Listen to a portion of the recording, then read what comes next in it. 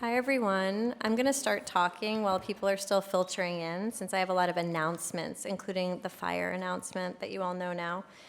In the event of a fire alarm, please proceed calmly to a nearby exit, leave the building, and move away from the door. We do not have floor lights, so please take a moment to note the location of nearby exits. Be aware that the way you entered may not be the most direct way out. Sitting or standing in the aisles and doorways is not permitted, and of course, smoking is not allowed inside any university building. But do you know what is allowed? Sitting in the front. So anyone who's in the back that feels comfortable, come on forward. There's lots of empty seats in the front. There's no reward for it, except you're going to be closer and you're going to feel better. Okay. Tanya would appreciate it. Okay, so welcome. I am Heather Bhandari, Adjunct Lecturer in Visual Arts, and it's my pleasure to welcome you to our 7th and final Visiting Artist Lecture of the 2023-2024 school year. Tonight, I am pleased to introduce you to Tanya Aguiniga. I hope many of you participated in the Art in the Social Sphere practice rooms today, and I had the pleasure of being in Tanya's room, and I think it was so inspiring, and so I am really excited to hear what she has to say in a few minutes. But before we go any further, I'd like to begin with a living land acknowledgement. Brown University is built on what is now called College Hill, part of the unceded ancestral homelands of the Narragansett Indian tribe. Indigenous people from many nations, near and far, live, study, and work in Providence today. The amplification of Native voices and histories is crucial to rectifying the many violent legacies of colonialism, and we gratefully acknowledge the ongoing critical contributions of Indigenous people within this university and across the state, region, and nation. In addition, I'd like to acknowledge that we are connected by a campus that relied on the African slave trade in the Americas, and that there are buildings on campus constructed by enslaved people. We recognize land acknowledgements are not a replacement for necessary decolonial work, but a reminder of place, of the legacies of dispossession and enslavement that sustained and enriched the stolen land we are speaking from today. These acknowledgements and much more commit us to a lifetime of decolonial and anti-racist work.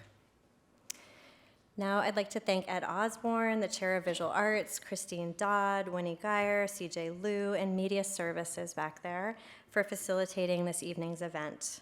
A few more things. First, do not record this event. We value and respect the IP of our visiting artists, and we will post our recordings on YouTube with their permission. Still shots are great. Just please tag at Brown Visual Art and at Tanya Aguiniga. Second, after Tanya's presentation, there will be a Q&A. I see them. There are microphones in the aisles. So please, when you have a question, just come on up to the microphone and ask it. It's expected that everyone be kind, curious, and respectful in their questions. And now for the main event, what you've all been waiting for, Tanya Aguiniga. Tanya was born in 1978 in San Diego, California, and raised in Tijuana, Mexico. An artist and craftsperson, Tanya works with traditional craft materials like natural fibers and collaborates with other artists and activists to create sculptures, installations, performances, and community-based art projects. Drawing on her upbringing as a binational citizen who daily crossed the border from Tijuana to San Diego for school, Tanya's work speaks of the artist's experience and her divided identity and aspires to tell the larger and often invisible stories of the transnational community. She is the founder of AMBOS, which stands for Art Made Between Opposite Sides, an ongoing series of projects that provides a platform for binational artists. She was recently awarded the Latinx Art Forum Latinx Artist Fellowship, the Heinz Award, and Americans for the Arts Johnson Fellowship for Artists Transforming Communities. I also heard wonderful things about her BIPOC exchange, which brought together BIPOC-led organizations from across the city of Los Angeles into a radical communal space at Frieze Los Angeles in 2022. Before I even knew the symposium was being planned, I thought Tanya would be an important voice to hear because of her cross-disciplinary practice, including many of the materials I see students experimenting with, from fabric to furniture, as well as her deep commitment to community. Her subject is ultimately humanity, and I can't wait for more. So please join me in welcoming Tanya Aguiniga.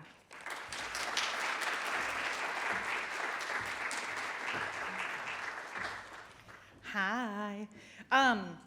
So because I'm not sure if people have seen the Art 21 episode, and it's a good watch the second time around, and because I wasn't sure if people that were here from like just the community had seen it before, and it does a really good job explaining a lot of stuff, I'm gonna start with this. And if any of you guys want to share this with students that you're working with, anything like that, you just Google Art 21 and my last name, and I believe that there's also a teaching guide that goes along with it. So I am gonna start this business.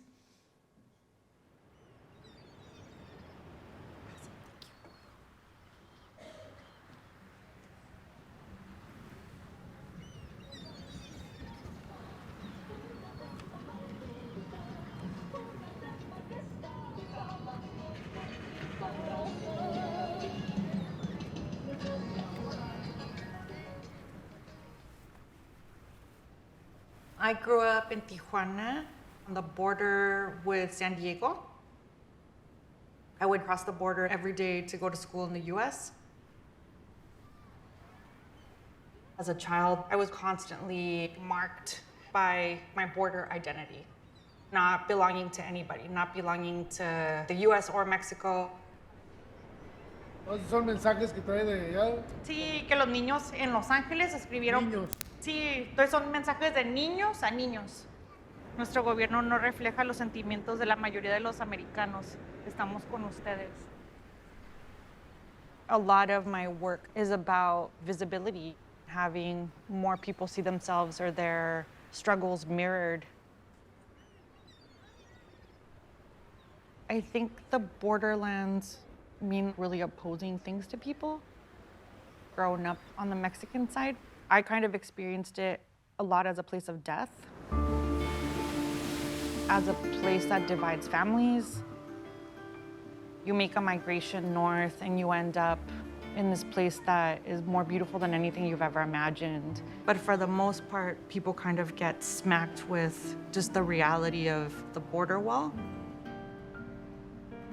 And I think that constant influx of new groups of people makes the borderlands a really experimental place for how societies can recreate themselves.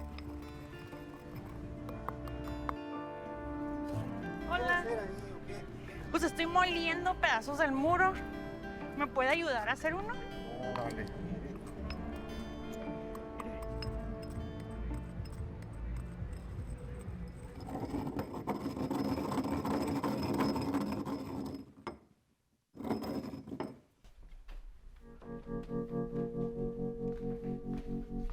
When I started thinking about a new project, I just kept thinking about the heaviness of bearing witness to these horrible things on the border. I wanted to make a piece to physically expel these things that I had unearthed and this scar that I, kept digging open and digging open. The glass pieces make up a suit. The headpiece is inspired by Mesoamerican imagery. The huarache is designed to fail. So it's designed so that as I walk in it, it starts to break.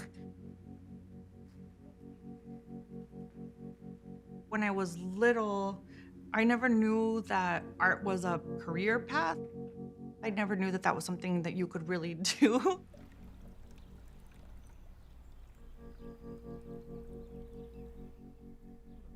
Está divertido el plano, ¿eh? Como, you look like the kid in the family. Considerábamos que podía ella con una carrera medicina, ingeniería, pero ella no quería tener un trabajo, quería tener algo que ella amara. Entonces, ya con eso ya dijimos, no podemos ya decirle más. No, y luego está media... Que haga lo que ella le y llama. luego le faltan unos tornillos, así que va a hacer. I really wanted to study something artistic that my parents could understand and appreciate. That's how I got into studying furniture design. In the beginning of my furniture career, I was felting folding chairs. It was a way of incorporating my border identity into a design object. Taking a temporary, really cold industrial thing, but transforming it into something that was sensual and colorful and comfortable and warm. Making furniture was this place where I could really control the outcome. You kind of look for places to control the world when your world is uncontrollable. For a long time, I didn't know that art could actually make a really big impact on society. It wasn't until I met my mentor, Michael Schnorr, who was one of the original founders of the Border Art Workshop. Michael had been working to make a stance against Operation Gatekeeper. We are a nation of immigrants, and we should all be proud of it. But we're also a nation of laws. Operation Gatekeeper was the strategic reinforcement of the US-Mexico border. It forced migrants to cross through the desert rather than jumping across and running through residential areas. The first year that they enacted Operation Gatekeeper, more people died crossing the border than the entire 75 years of Border Patrol history.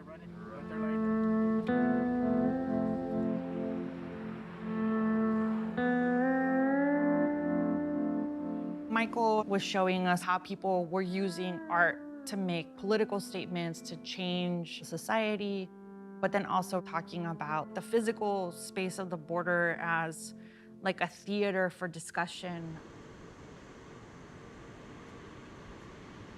I started thinking more about taking back the fence and changing it from being a space of pain and trauma into a generative place that we can reclaim.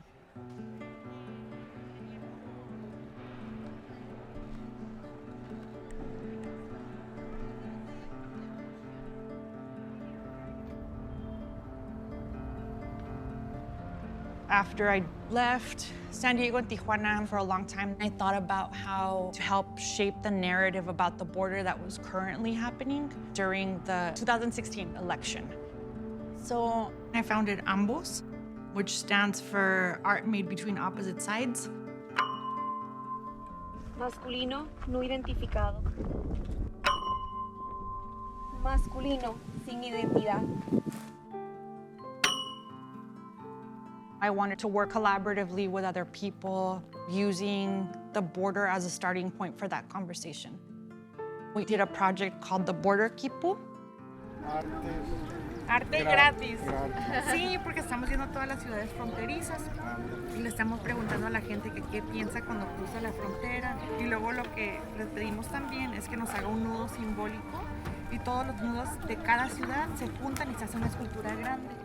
The Andean pre-Columbian system of the Kipu were calendars, counting system, language, but I wanted to use it to visualize our connection to each other, recording our daily migrations to the north, and also physically represent people that participated in the project. What are your thoughts when you cross this border? Económicamente es una ciudad que tiene una gran capacidad de crecimiento. Sometimes I think about how much time I spend here, or if my son will have to do this too. No me gustaría cruzar por cómo está la política, pero en México está peor y es necesario cruzar. We ended up having close to 10,000 people participate. That taught me so much about the vastness of our community on the border, but also the many ways that governments have failed to protect people.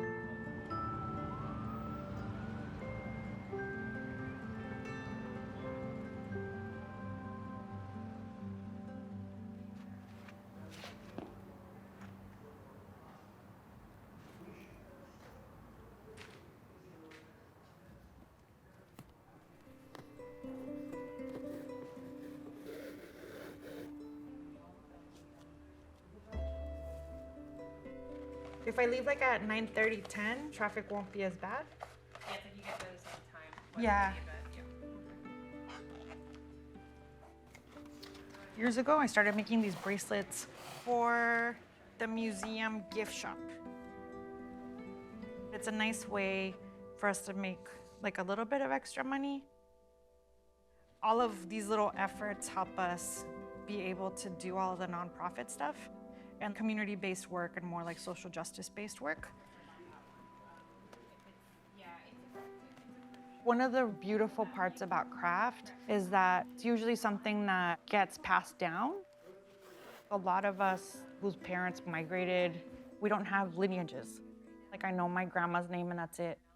So I really gravitated towards exploring the importance of community and of sharing one's knowledge. When you go in, we'll just say 1 inch. Got it. Got it. Okay.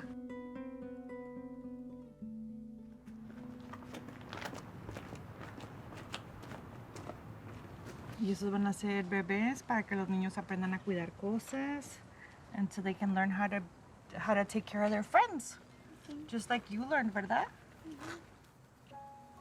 After having a child, I now think about the world you leave to somebody else. Y si quieres se puede bañar allí. You can keep it in there. I have a responsibility now beyond a responsibility to myself. Knowing that has really affected the work that I do, thinking about how to be more empathetic and thinking about what it means to be part of a community. One project that we've done over and over is this performance piece where people stand in a line and they cover their neighbor's hand and felt while their hand is being felted by their neighbor. It kind of becomes about what it means to touch a stranger, or what it means to care for a stranger. That moved into me having myself felt it, to get closer to what it feels like to felt something. How does my body take that experience that I'm usually putting onto an inanimate object?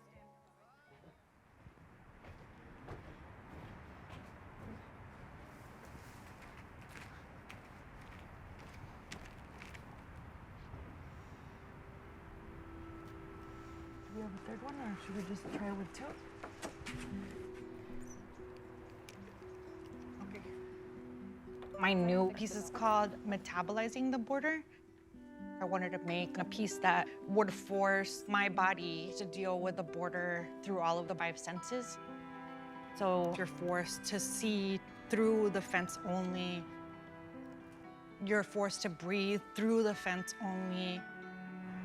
You're forced to hear through particles of the border fence. Okay. You good? Yeah. You can't escape the border. I'm going to be walking back and forth along the border on the US side, wearing all of these glass pieces.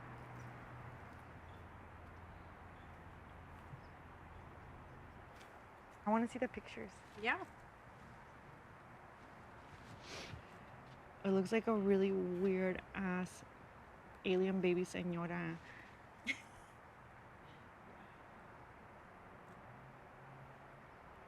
Okay. I'm like anxious. I'm nervous about the like physical demand on my body, and I'm nervous about like the emotional demand. But yeah.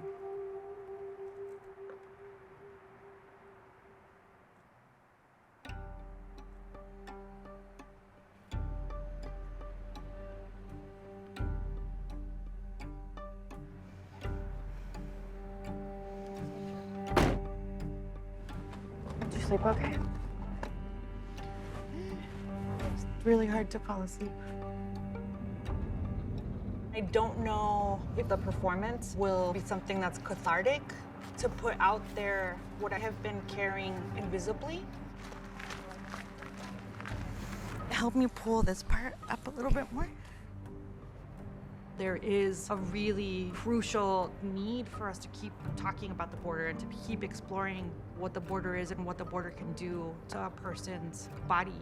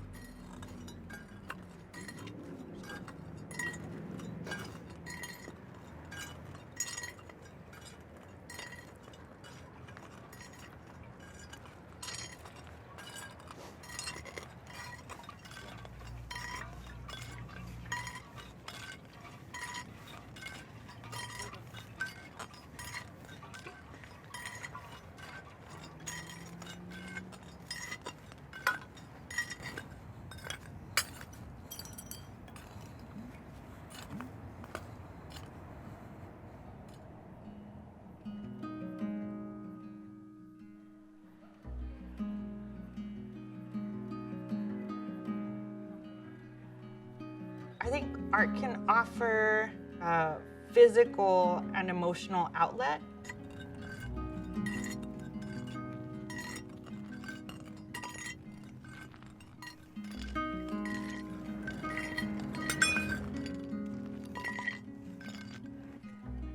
By letting people see all of the pain that I carry, I'm hoping that it'll help people empathize and think a little bit more about how we're all connected to each other. In a lot of the work that I do, I engage communities, but this piece, it's a personal piece that I want to do for myself.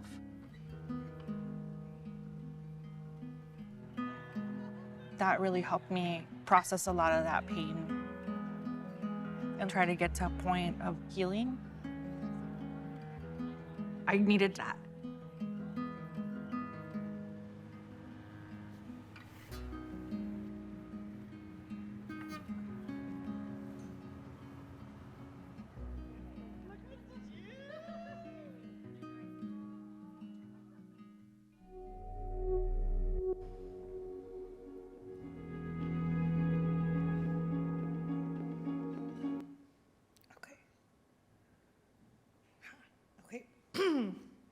Anyways, I hope you guys, I don't know how to get the mouse over here.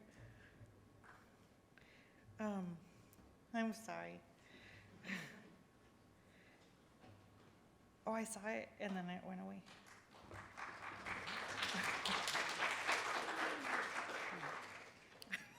Thank you.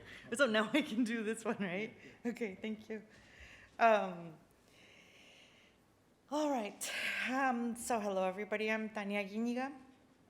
I'm of Mexican descent, a US citizen, raised in Tijuana, Mexico, and crossed into the US every day from age 4 to 18 to attend school on the US side.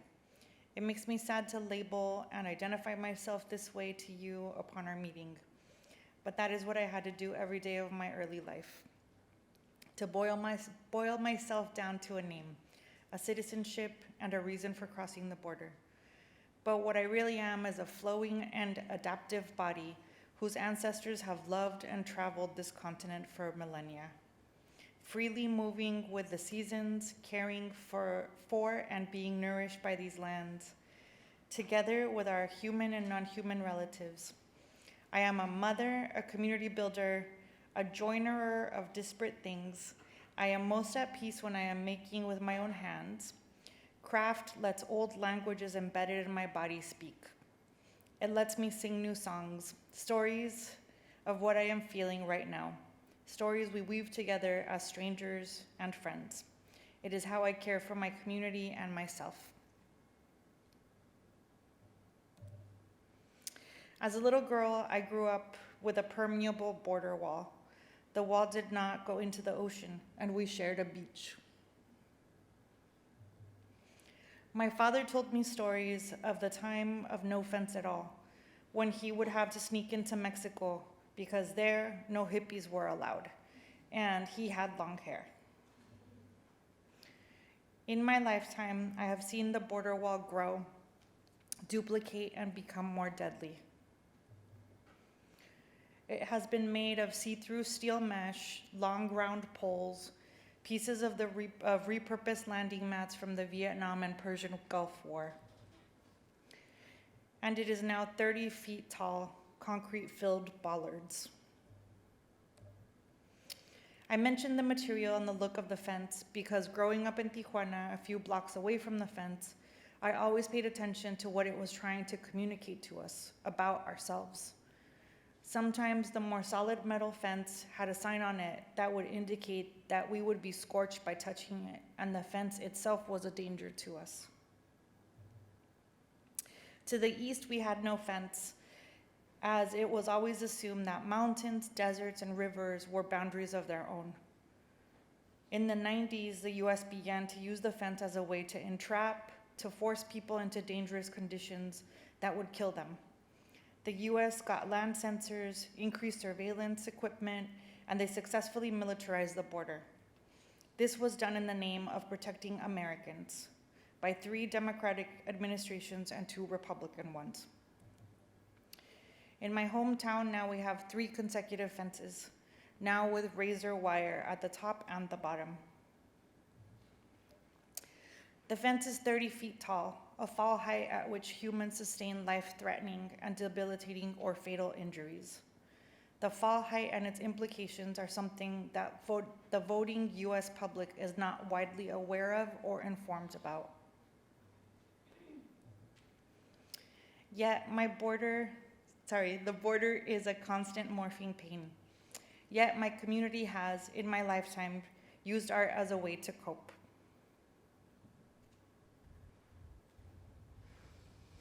So this is a art biennial that used to happen all the time in Tijuana.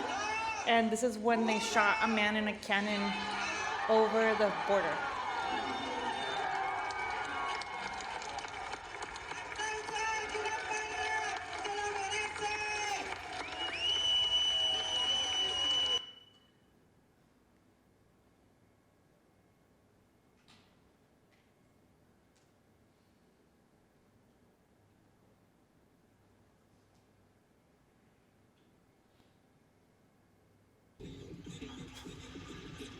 That's a border patrol car.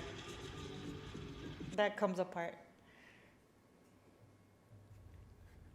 Okay. So I started, I had no idea growing up that all this stuff was happening because I was a little kid. And eventually when I was 19, I ended up joining the Border Art Workshop. And it was through just meeting my mentor at a community college. And so then I started getting steeped in the languages of community organizing, using art as a way to bring attention to larger injustices. And so this was one of the installations that we did against Operation Gatekeeper. And so, as you saw, my background is in furniture design. So I went to RISD for my master's in furniture design. But then a lot of the work that I do with communities and also for money is work with fiber. But then I also do tons of community-based work because that's what I like to do. And so in kind of thinking through all these different things, I was like, oh my God, like how do I explain to people what I am or what I do? And so in reading this really beautiful book called Life of Lines, I realized that I'm interested in joinery. I join 2 different things. And so, so what I do is joinery. And so in 2016, last time that the person seeking to be reelected now was running for office, I really wanted to take some time to check in on my community because so many different bad things were being said about Mexicans.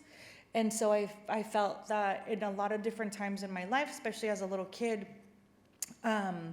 when I would show signs of distress, all I really wanted was someone to ask me if I was okay. So what I really wanted to do was to do a project that would bring me back to working at the border, but also working at the border through my own voice rather than through this larger collective voice of activists that had been started with the Border Art Workshop in 1984. So I was like, how do I express my voice in community organizing and in community engagement? And so I was like, well, I'm like a femme, like mom that likes to take care of stuff, and I really love working in craft. And so then luckily through craft, I was able to kind of find a way to nurture my community. And so the border quipu, which you saw a little bit in the video, so the first year that I did it, it was just in San Diego and Tijuana. And it was mostly just to communicate and work with my own community, the community that crossed the border every day. And so I just wanted to give them a place to get involved in making art, to have an actual experience with a living artist, but then also a platform for them to express their thoughts about the ridiculousness of how long it takes us to cross the border. Because just so you guys know, like, so as a little kid, I would leave at 3 a.m. so I could make it to school by 8 a.m. So the border takes a very, very long time to cross. And the majority of us that are crossing are US citizens or people that have green cards. So it's people that are legally able to cross. Anyway, so what I wanted to share with you guys, what kind of prompted us to go way deeper into this work of the border quipu. So after the first engagement that we did, we were like, oh my God, giving people a place to write about their experiences is so powerful, and there's so much different like data is coming back. And so one of the things that I also like to tell people about, because it was like my first like massive, like, I guess, public like mistake. Let me see if this laser pointer works. I don't know how to do laser. Okay, so I printed 20,000 of these postcards, and I was like, okay, I'm gonna put, what are your thoughts when you cross this border? And then of course, as soon as I show up to the border to start working with folks, I'm like, oh yeah, of course, a bunch of people that sell things at the border have been deported and they can't cross the border. And there's a lot of people, a lot of Mexicans that live obviously in Mexico that actually have no desire to cross the border, and they're totally happy in Mexico. And so I was like, damn it, I have all of these 20,000 things that are like so specific that I have to change the language on it immediately. And so very quickly we adapted, and we were like, oh, just please write a small reflection of your life at the border. And so what happened after this first year, I was like, oh my God, I need to get funding to keep this going, especially because of how the election went. And so then it took us 3 years to travel the entirety of the US-Mexico border and to visit all of these different ports of entry. And so the first year on the road, we found that there was collective emotions that were being expressed by the different cities in their writing. And so in Tijuana and San Diego, it was anger. Nogales and Nogales was fear. Douglas and Agua Prieta was gratitude. El Paso and Ciudad Juarez was violence. And so we were like, this is crazy, we have to keep going. And so then, yeah, through like tons of grant writing and fundraising, then we were able to finish the rest of it. And so one of the things that was really crazy in all of this was, well, one thing, things that would come back, like the writing also captured super hyper-specific times, like geopolitically. So this anger was during the time of the election, during the campaigning. And then all these other ones, and yeah, it was just like different super specific times. But this gratitude one was the one that we were like, holy shit, we had no idea that like some place could actually have like a positive relationship across borders. And people always ask me like, oh, why is that there? Like, what's that anomaly? So at this town, which is Douglas and Agua Prieta, the two border communities have two mayors that meet and talk and like coordinate stuff together. And so they use the border fence itself as a place of convergence rather than as a place of division. So they'll coordinate a lot of like cultural events. So there's like symphony, dance performances, all this stuff that happens on both sides. So there, everybody's like, yeah, that's where we come together, not like that's where we get divided. So the other thing that we found, which is really crazy, but it makes sense, is that most of the people that cross back and forth, the transnational community felt a really deep fluidity. And so this is, what are your thoughts when you cross the border? It's fluid. The border is history, family, language, food. I am it, it is me.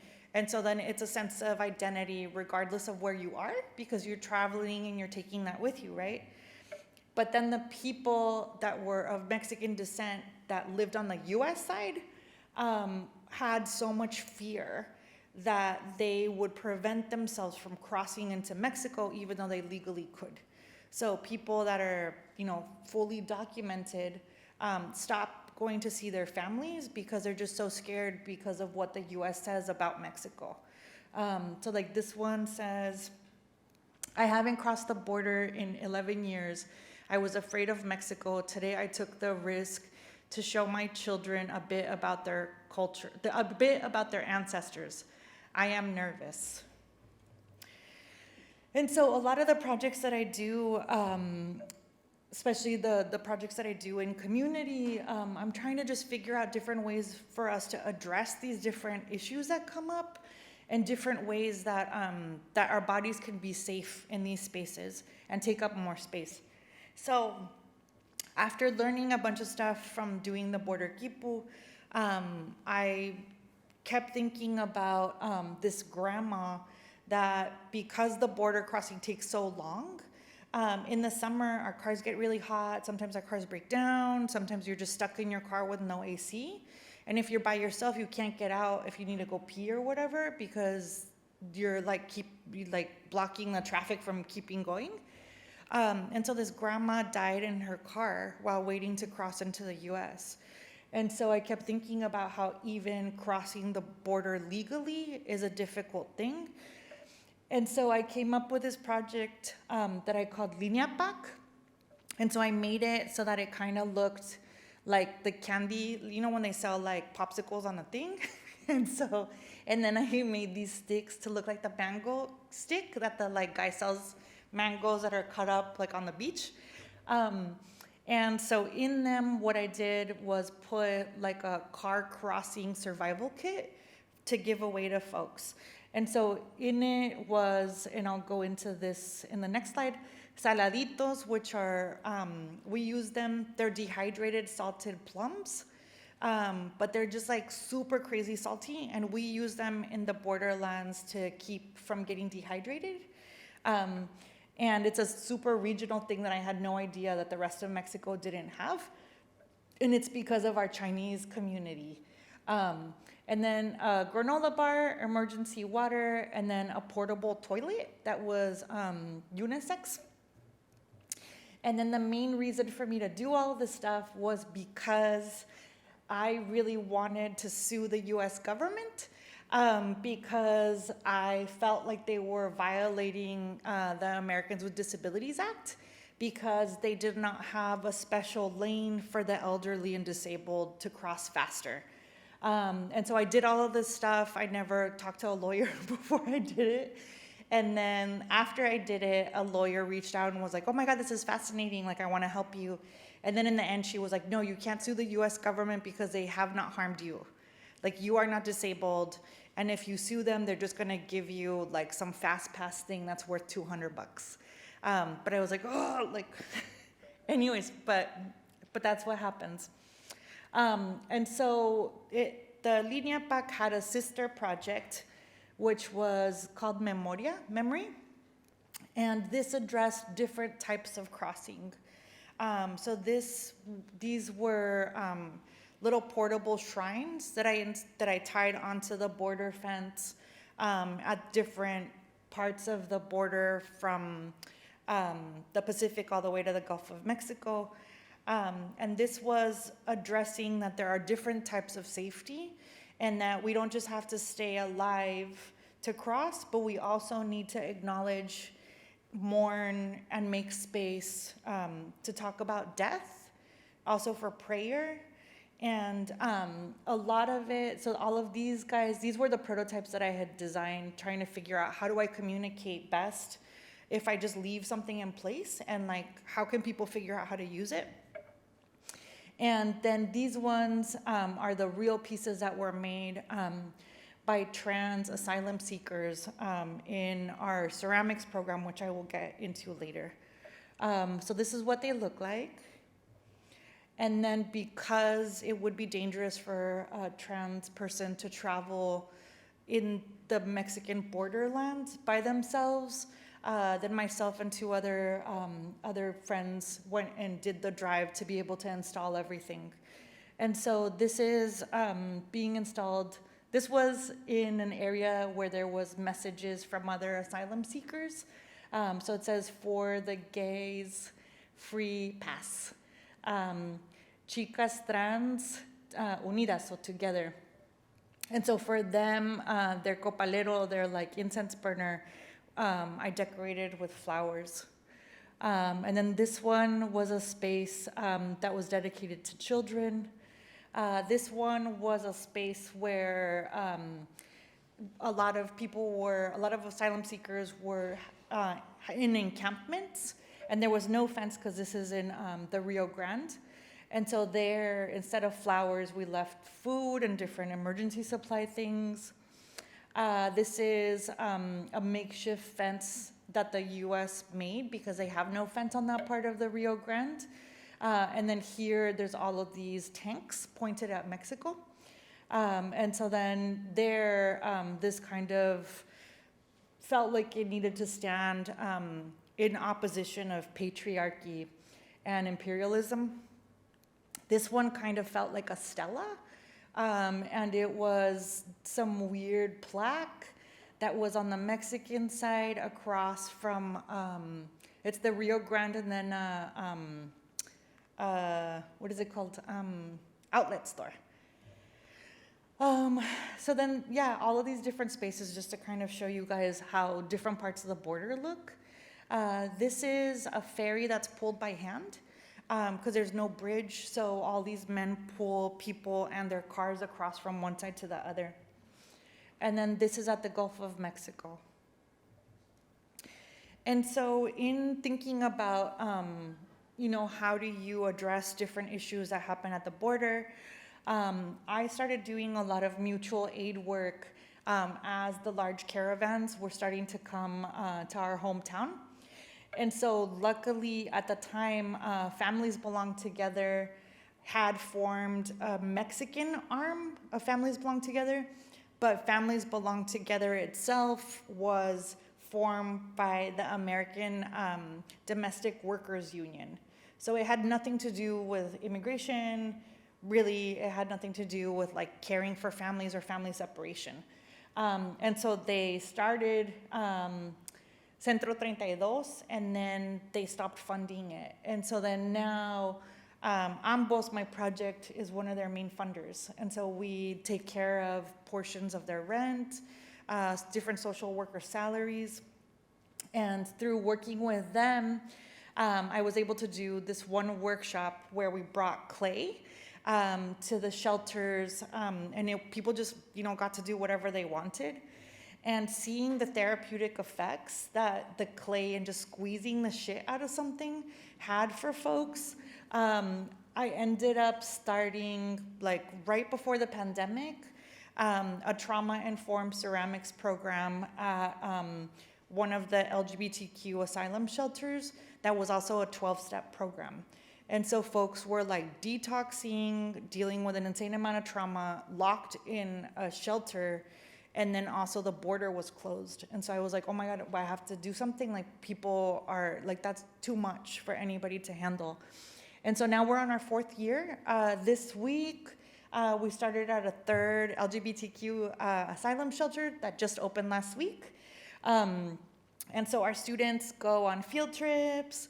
They, when they have ceramic sales, they all throw parties together. They go to dinner together. They do different things that are not based on like just buying something for yourself, but doing things that are communal. And this photo I really like because this is how everything has to be like liberated into Mexico. Because otherwise the Mexican Border Patrol will tax me for import tax. And so this is like the crazy shenanigans that I do. So I was crossing a brand new slab roller and all this clay into Mexico because I didn't realize that there was no clay in Tijuana because clay is not dirt, it's not mud. It is a special like magical thing that usually lives by rivers, and it's not something that is like endless. It actually will end. Like we don't have never-ending clay, and there's no art store in Tijuana, so there was no clay. And so anyways, I needed to smuggle this in, and it was because it's like expensive. I was like, shit, they're gonna take a bunch of money from me. So then I just filled the car up with balloons because I was like, if they open the car, the balloons will fly out, so they're not gonna open the car. And then I just like brought a bunch of flowers because I was like, I'm just gonna roll up to the shelter with like a bunch of like happiness, and they're not even gonna know what happened, you know? And so with the project, with the AMBOS Ceramics project, a lot of what I do is trying to figure out how we increase community accountability and build bridges and grow community networks in support of migrants. And so that means that for our funding, we do a lot of collaborations between ceramics communities in LA, Tijuana, San Diego, Mexico City, so that people can start getting involved in helping the migrant community. But then also it starts making communities so that when people come to like LA, they already have a network. And so this is a project that was really beautiful that we did last year for Freeze. And so we asked ceramic artists that were very well recognized to donate a piece of theirs unglazed that was indicative of their practice. And then our students glazed all of the pieces however they wanted in the colors of the trans flag. And so then this is what resulted. So we had 47 different artists participate. But as you can imagine, it also was a process of like letting go for all these artists to have someone just do whatever the hell they want to your thing, So it was a really beautiful collaboration. And then this year we did a Tree of Life, which gave folks, our students, a lot of different forms to play with. And so, okay. So I'm gonna try to go faster only because we wanna make sure you guys have enough time to ask questions. So a lot of what I do is use museums as materials and tools. So trying to kind of figure out how can I push back on like the voyeurism and like extractive nature of exhibitions and create spaces for community building and sharing of information in ways that make it easy for people to get involved in helping. And so here's a big piece that we did in community. So AMBOS, Art Made Between Opposite Sides, just started doing our first migrant workshops in the US. So we realized recently that in the US, there's also tons of people that need to be together to process our different migration journeys, our parents' intergenerational trauma. And so now we're we just became a nonprofit, and now we're starting to go to more communities because, we didn't realize that the US needed it so bad. And so I really love this picture. It sucks, I put so many, and I thought it was like the shortest presentation ever.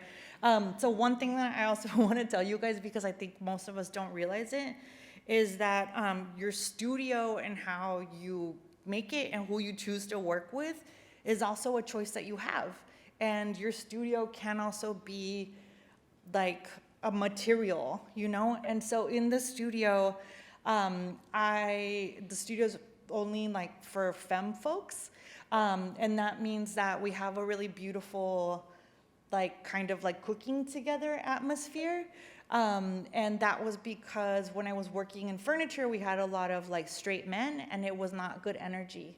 And so once we started working more with fiber, and I wish I could get into it more, then the studio by itself just kind of became like all femme. But that, yeah, just wanted to remind you guys that that's a choice that you have. And so I know I'm like cutting my questions time short. But a lot of what I hope that you take from me talking with you guys is that migration is just a form of movement. And it happens all the time in the natural world.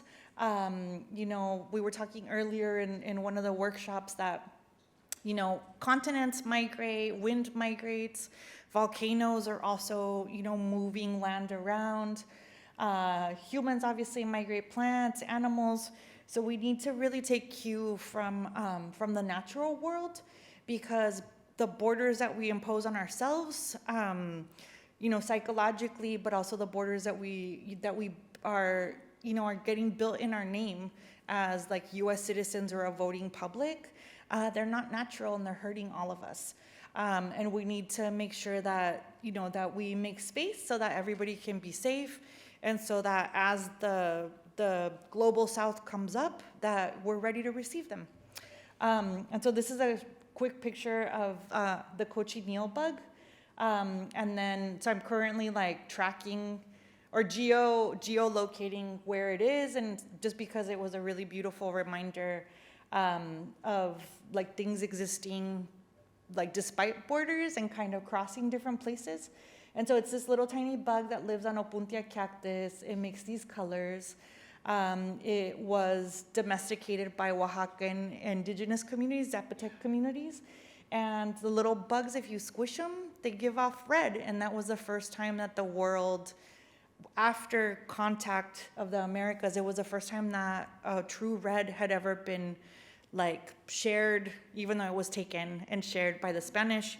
It was the first time that it was like discovered in the world, you know what I mean? And only the females make the red. So only the women bugs bleed. And I just, yeah, anyways. So this is all the places I've been recently giving lectures at. I was telling people that, yeah, election years, sorry, this is like so like fuzzy.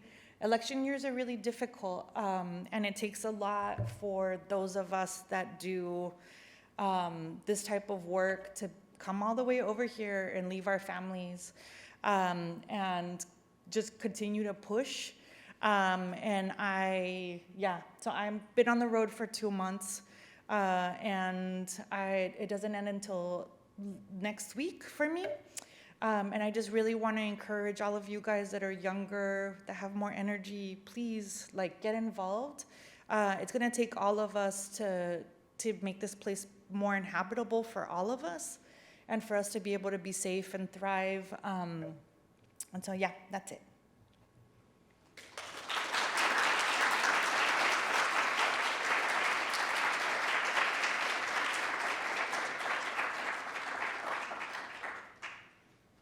Where should I leave it? Okay, so I want you guys to ask questions because that's part of this exchange, right? It feels really extractive if artists come and like, you know, be vulnerable and share with you guys, and then people don't ask questions. So please, I'm very nice. I won't, like, nothing is like a bad question. So yes, please, please.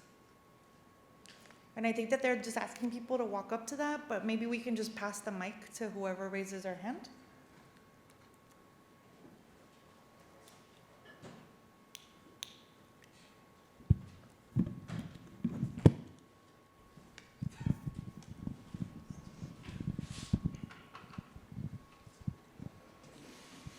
Hello. Hi.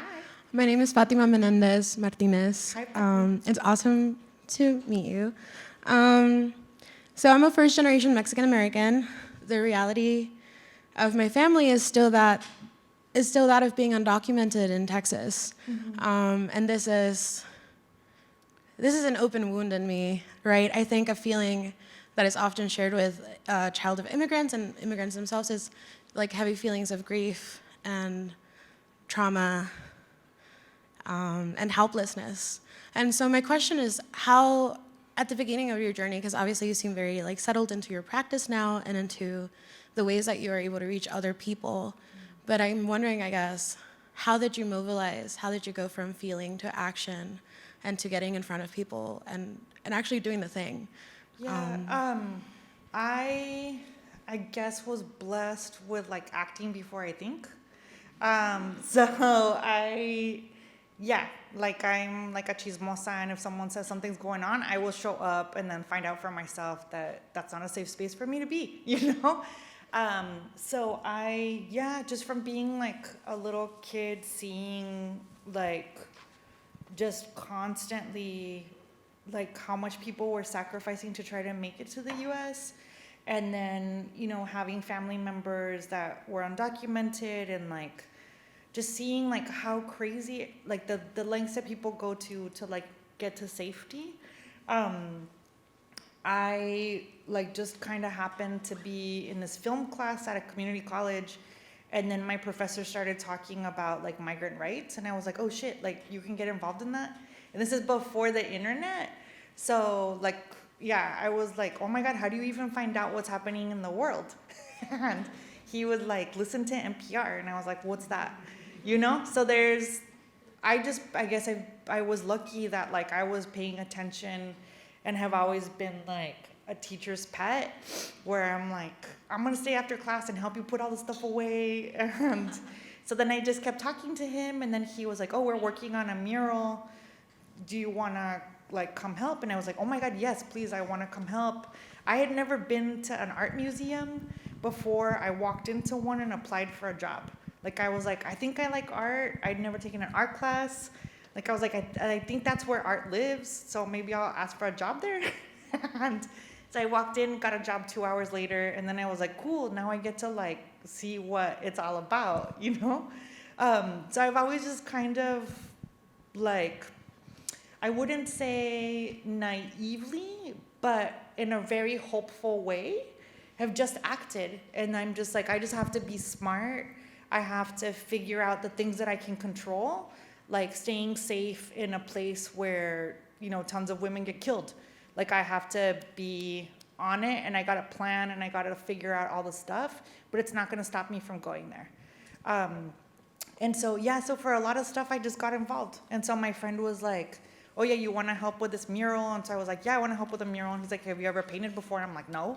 You know, and so then you just learn, and you learn together, and you are honest about, I don't know how to do that. Can you teach me? Oh, I don't know like anything about that. You know, people say all these words that are like academic, and like we don't have to pretend that we know that stuff. Like we speak multiple languages. They should like just be like, you know, oh my God, yes, you speak 2 languages.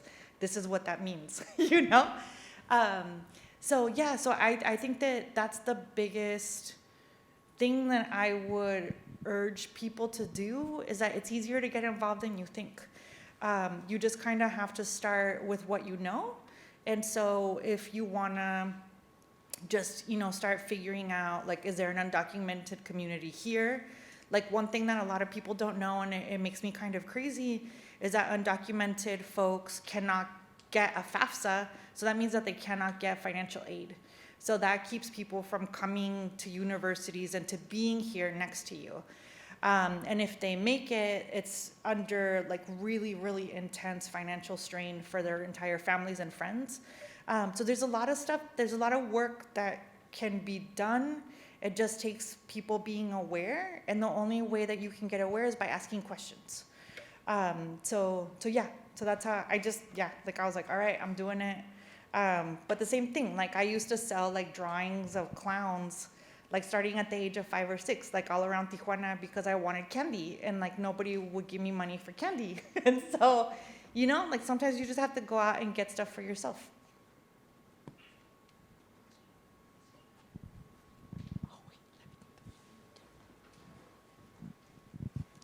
Hi. Hi. Nice to meet you. I'm Kiki. Nice to meet you, Kiki. The only exposure I've really had to art that has to do with like the borderline was something that was introduced to me in Spanish class in high school, and it was about the border in between Juarez and Texas. And it was like the teeter-totter wall. I don't know if, you know about that? Yeah, that's Ron's piece. Oh, yeah. Yeah. So, that was really like struck to me. I found it really interesting how being in like Tijuana, San Diego, allows for that like water fluidity to still happen on the side. And also with your artwork with the glass pieces and how you filled it up with water. I'm assuming that has to do with like weight or something like that, but also do you have any thoughts or like a thought process on the idea of fluidity and water as well? Yeah, so the water that was in my backpack was to commemorate all the lives lost crossing through the desert. So it was more water as a way of just acknowledging the death and kind of, you know, just paying tribute to all the lives lost. So the water is really, it is really interesting because I grew up always talking about the wall, the fence, the wall. And then in like all of Texas, they're like the river.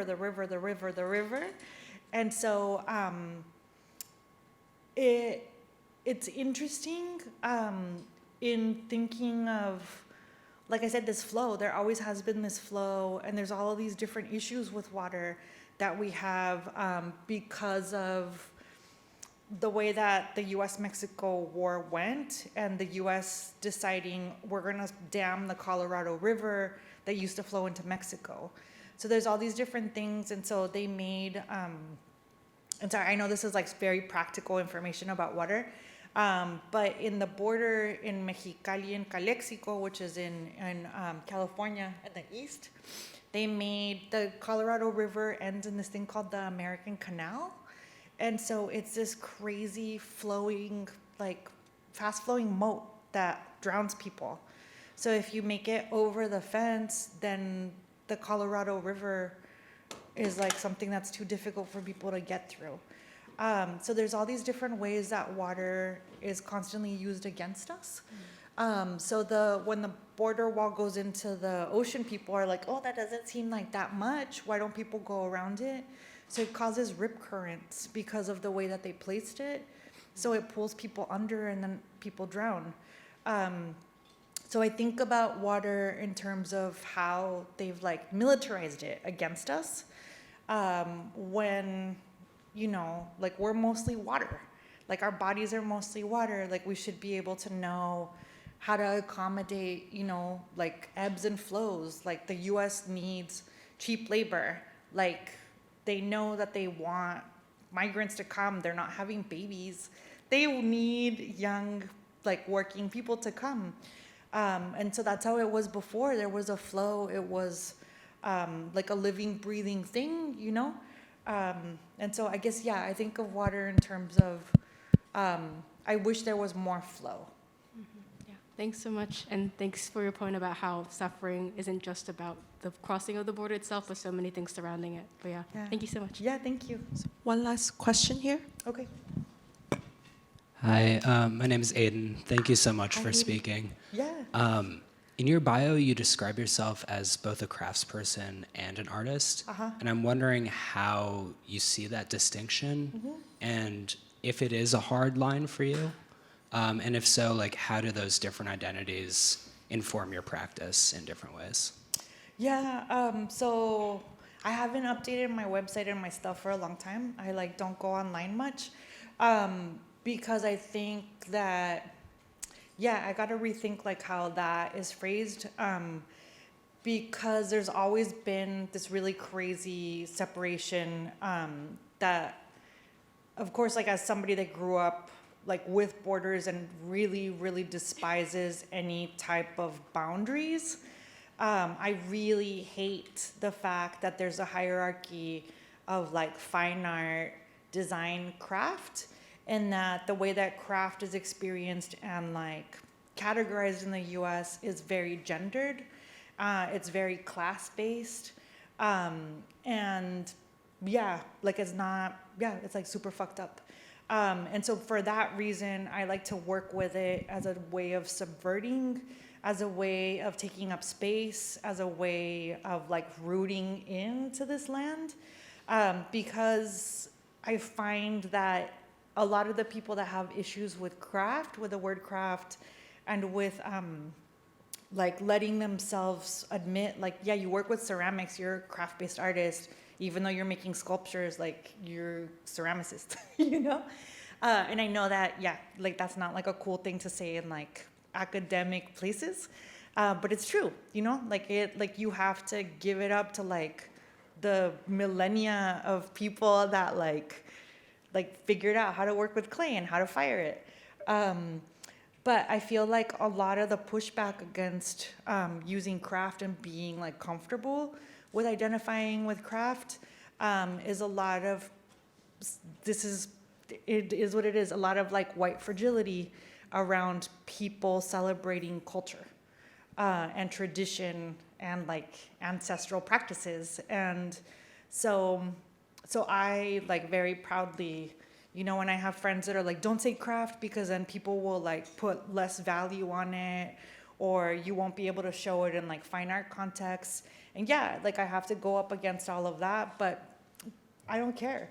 And so I put both of them on there, usually just so that people can decide what they like, because a lot of these things are more about the person trying to label you rather than you yourself labeling, you know, like what you are. Like it's more like, oh yeah, I guess you need to call me this to feel good about like following me, buying my work, showing my work.